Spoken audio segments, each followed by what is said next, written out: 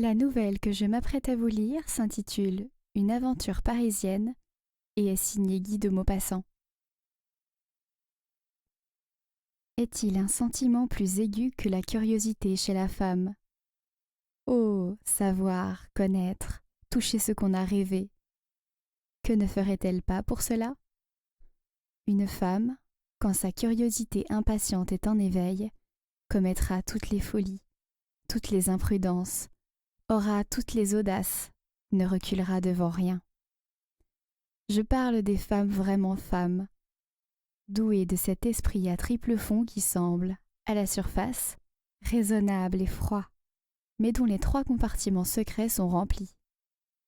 L'un d'inquiétude féminine toujours agitée, l'autre de ruse colorée en bonne foi, de cette ruse de dévot, sophistique et redoutable. Le dernier, enfin, de canaillerie charmante, de tromperie exquise, de délicieuse perfidie, de toutes ces perverses qualités qui poussent au suicide les amants imbécilement crédules, mais ravissent les autres. Celle dont je veux vous dire l'aventure était une petite provinciale, platement honnête jusque-là. Sa vie, calme en apparence, s'écoulait dans son ménage, entre un mari très occupé et 2 enfants, qu'elle élevait en femme irréprochable. Mais son cœur frémissait d'une curiosité inassouvie, d'une démangeaison d'inconnus. Elle songeait à Paris, sans cesse, et lisait avidement les journaux mondains. Le récit des fêtes, des toilettes, des joies, faisait bouillonner ses désirs, mais elle était surtout mystérieusement troublée par les échos pleins de sous-entendus, par les voiles à demi soulevées en des phrases habiles, et qui laissent entrevoir des horizons de jouissances coupables et ravageantes. De là-bas, elle apercevait Paris dans une apothéose de luxe magnifique et corrompu. Et pendant les longues nuits de rêve, bercée par le ronflement régulier de son mari qui dormait à ses côtés sur le dos, avec un foulard autour du crâne, elle songeait à ces hommes connus dont les noms apparaissent à la première page des journaux comme de grandes étoiles dans un ciel sombre. Et elle se figurait leur vie affolante, avec de continuelles débauches, des orgies antiques épouvantablement voluptueuses et des raffinements de sensualité si compliqués qu'elle ne pouvait même se les figurer. Les boulevards lui semblaient être une sorte de gouffre des passions humaines, et toute leur maison recélait assurément des mystères d'amour prodigieux. Elle se sentait vieillir cependant. Elle vieillissait sans avoir rien connu de la vie, sinon ses occupations régulières, odieusement monotones et banales qui constituent, dit-on, le bonheur du foyer. Elle était jolie encore, conservée dans cette existence tranquille comme un fruit d'hiver dans une armoire close, mais rongée, ravagée, bouleversée d'ardeurs secrètes. Elle se demandait si elle mourrait sans avoir connu toutes ces ivresses damnantes, sans s'être jetée une seule fois, tout entière, dans ce flot des voluptés parisiennes. Avec une longue persévérance, elle prépara un voyage à Paris, inventa un prétexte, se fit inviter par des parents et, son mari ne pouvant l'accompagner, partit seule. Sitôt arrivée, elle sut imaginer des raisons qui lui permettraient au besoin de s'absenter 2 jours, ou plutôt 2 nuits, s'il le fallait, ayant retrouvé, disait-elle, des amis qui demeuraient dans la campagne suburbaine. Et elle chercha. Elle parcourut les boulevards sans rien voir, sinon le vice errant et numéroté. Elle sonda de l'œil les grands cafés, lut attentivement la petite correspondance du Figaro, qui lui apparaissait chaque matin comme un tocsin, un rappel de l'amour. Et jamais rien ne la mettait sur la trace de ces grandes orgies d'artistes et d'actrices. Rien ne lui révélait les temples de ces débauches qu'elle imaginait fermés par un mot magique, comme la caverne des 1001 nuits et ces catacombes de Rome, où s'accomplissaient secrètement les mystères d'une religion persécutée. Ses parents, petits bourgeois, ne pouvaient lui faire connaître aucun de ces hommes en vue dont les noms bourdonnaient dans sa tête, et, désespérée, elle songeait à s'en retourner, quand le hasard vint à son aide. Un jour, Comme elle descendait la rue de la Chaussée-d'Antin, elle s'arrêta à contempler un magasin rempli de ces bibelots japonais si colorés qu'ils donnent aux yeux une sorte de gaieté. Elle considérait les mignons ivoires bouffons, les grandes potiches aux émaux flambants, les bronzes bizarres.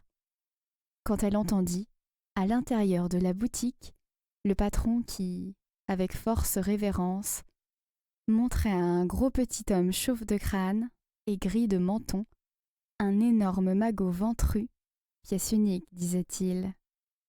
Et à chaque phrase du marchand, le nom de l'amateur, un nom célèbre, sonnait comme un appel de clairon. Les autres clients, des jeunes femmes, des messieurs élégants, contemplaient d'un œil furtif et rapide, d'un coup d'œil comme il faut et manifestement respectueux, l'écrivain renommé qui, lui, regardait passionnément le magot de porcelaine. Ils étaient aussi laids l'un que l'autre, laids comme deux frères sortis du même flanc. Le marchand disait « Pour vous, monsieur Jean Varin, je le laisserai à 1000 francs. C'est juste ce qu'il me coûte. Pour tout le monde, ce serait 1500 francs. Mais je tiens à ma clientèle d'artistes et je lui fais des prix spéciaux. Ils viennent tous chez moi, monsieur Jean Varin. Hier, monsieur Buchnack m'achetait une grande coupe ancienne. J'ai vendu l'autre jour 2 flambeaux comme ça. Sont-ils beaux, dites? À monsieur Alexandre Dumas. Tenez, cette pièce que vous tenez là, si monsieur Zola la voyait, elle serait vendue, monsieur Varin. » L'écrivain, très perplexe, hésitait, sollicité par l'objet, mais songeant à la somme, et il ne s'occupait pas plus des regards que s'il eût été seul dans un désert. Elle était entrée tremblante, l'œil fixé effrontément sur lui, et elle ne se demandait même pas s'il était beau, élégant ou jeune. C'était Jean Varin lui-même, Jean Varin. Après un long combat, une douloureuse hésitation, il reposa la potiche sur une table. « Non, c'est trop cher, dit-il. » Le marchand redoublait d'éloquence. « Oh, monsieur Jean Varin, trop cher!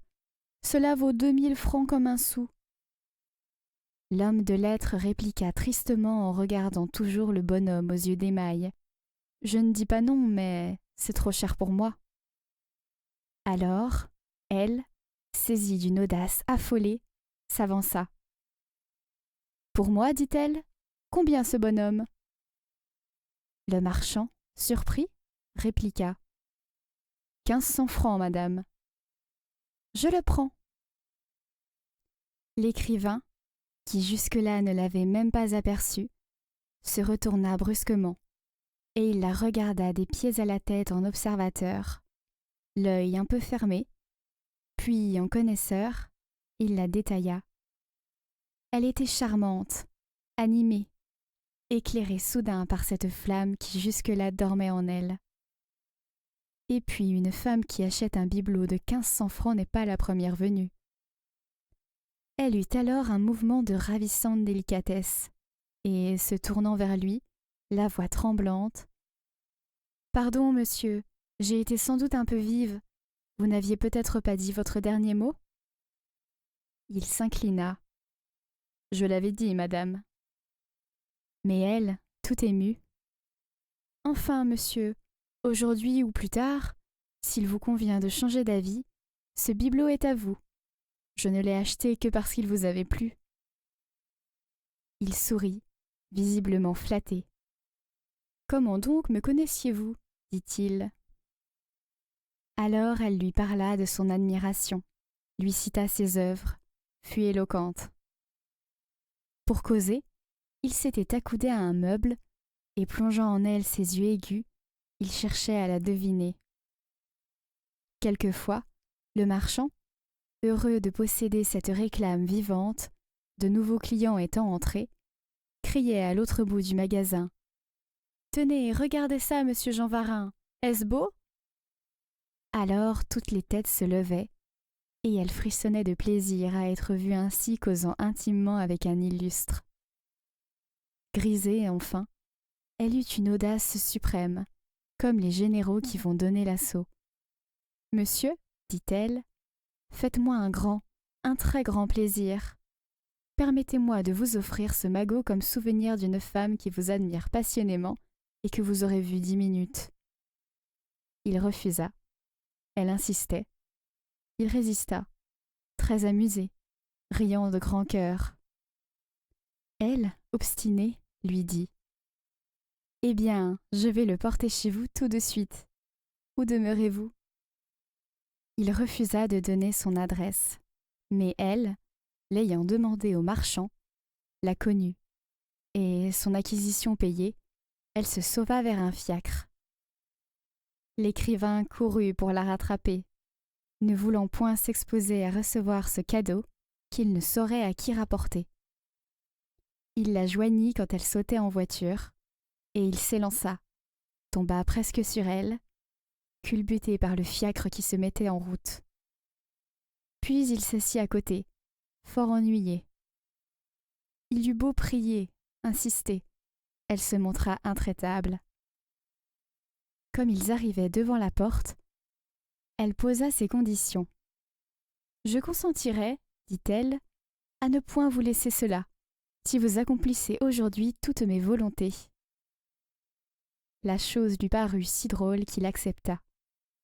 Elle demanda « Que faites-vous ordinairement à cette heure-ci » Après un peu d'hésitation, « Je me promène, dit-il. » Alors, d'une voix résolue, elle ordonna « Au bois !» Ils partirent.